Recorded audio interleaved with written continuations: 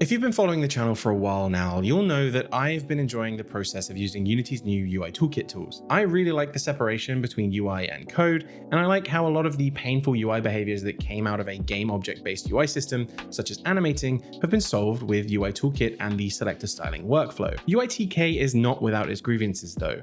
As we're all aware, Unity are very slow at iterating on new technology, and it's well documented that the majority of tools they release as feature complete and production ready are anything but.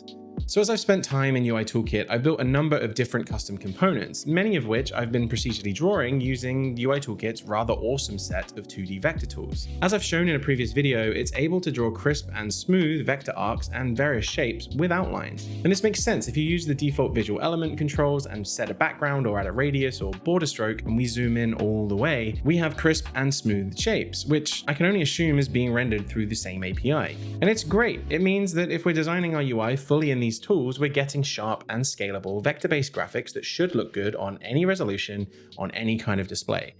I probably don't have to tell you this, but most interfaces, especially ones in video games, are more complex than just simple boxes with round edges. And weirdly, the only way to get around that in UI Toolkit right now is to use textures and sprites. For instance, if I want to add a number of different icons into my buttons here to go alongside their text, I need to use sprites. But wait a minute, Matt, didn't you say that UI Toolkit has vector graphics support? After all, you can draw your own shapes with custom components, and the rest of the inbuilt tools render smooth and clean, so why are you forced to use sprites? Well observed, dear viewer. You see, if we download the somewhat elusive vector graphics package here and import a somewhat complex SVG, you'll see that we can assign our asset as a vector image for UI Toolkit. That's wonderful news. So let's just go ahead and add this into our element here. And oh, what is that? Why is this so jagged? Are they, oh, god damn it.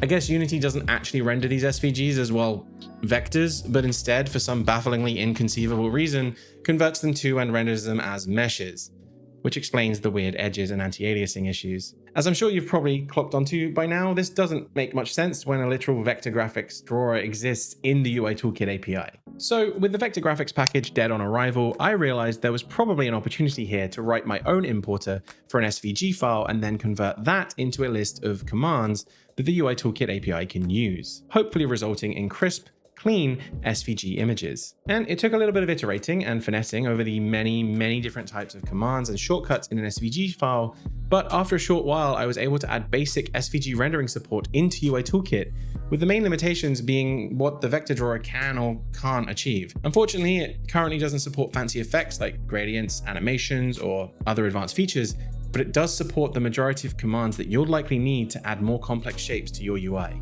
As you can see here, we can flick through a number of different types of SVGs with various different complexities, and the renderer handles them. They're crisp, they're clean, and most importantly, they're scalable. It's also pretty flexible. I've added support to customize the main color, and stroke width using USS selectors, ideal for customizing any SVG icons that you want to reuse throughout your UI, or make reactive to input, such as mousing over the icon. Alternatively, for more complex SVGs, the default colors command will use whatever color and stroke settings are included in the SVG file itself, allowing for vector illustrations within your UI too. And as it's a custom element, you can control all of this stuff in code. So if all of this sounds useful to you or your team and you don't want to do all of this work yourself, I have good news for you. You can pick up SVG Renderer for UI Toolkit on the Unity Asset Store right now. Just scan the QR code on screen or use the link in the description down below. I'm committed to making this tool as robust and flexible as possible because I'll be using it myself. So if you do pick it up, let me know what you think and if there's any additional features you'd like to see included, or if you run into any issues, don't hesitate to reach out to me and I'll do as much as I can to get them included into the tool.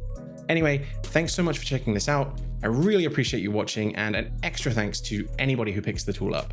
If you're new here, my name is Matt and I'm a professional Unity developer working on a bunch of projects.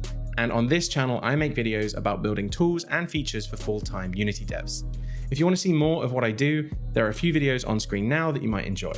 If it seems like your kind of thing, then feel free to subscribe so you don't miss the next one. Thanks again for watching. I'll catch you in the next video.